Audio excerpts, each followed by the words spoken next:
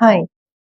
Recent days, I have noticed that in the baldness and the hair fall issues எல்லாம் யங்ஸ்டர்ஸ்க்கு தான் நிறைய வருது.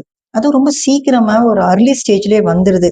Like ஒரு 18ல 19, 20 இதே வந்துருது. பட் அந்த காலத்துலலாம் பார்த்தீங்கன்னா, இந்த பால்னஸ் இருக்கட்டும், இந்த ஹேர் ஃபால் இஷ்யூஸ் எல்லாமே ஒரு அபவ் 50க்கு மேல தான் இருந்துச்சு.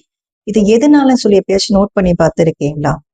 It has the very few reasons தான் இருக்கு. பட் ரொம்ப இம்பார்ட்டன்டான reason like stress, food, pollution and மெயினா யூஸ் பண்ற chemicals for the hair.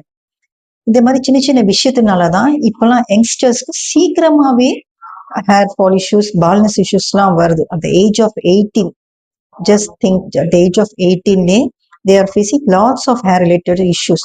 So இது எப்படி கிளியர் பண்ணலாம்னா ரொம்ப பெருசாலாம் வேண்டாம். நீங்க வந்து ஒரு try to manage the stress and உங்க ஸ்லீப் பேட்டர்னும் சரி பண்ணுங்க.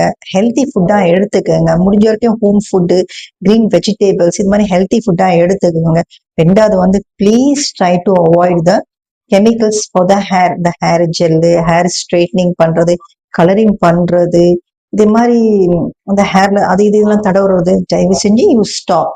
இது மாதிரி சின்ன சின்ன விஷயம் நீங்க ஸ்டாப் பண்ணீங்கனாலே கண்டிப்பா உங்களுக்கு ஹேர் நல்லா இருக்கும்.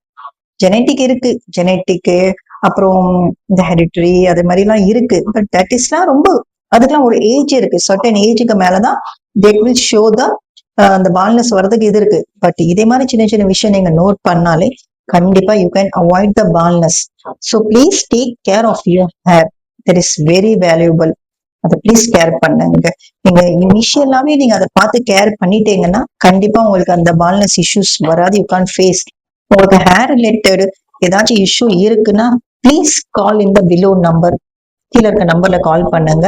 உங்களோட கொஸ்டின்ஸ்க்கு வி வில் ஆன்சர். தேங்க்யூ.